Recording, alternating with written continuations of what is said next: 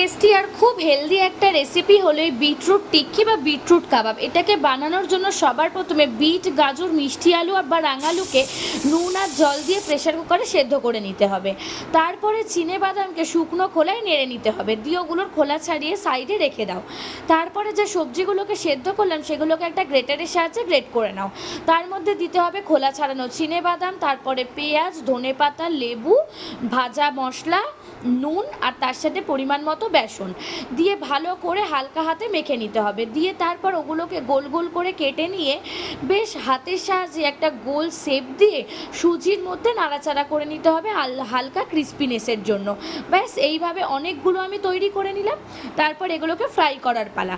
Frying প্যানে অল্প সাদা তেল গরম করে শুধু দিয়ে এপিট ওপিট উল্টে কিছুক্ষণের জন্য ফ্রাই করে নিতে হবে।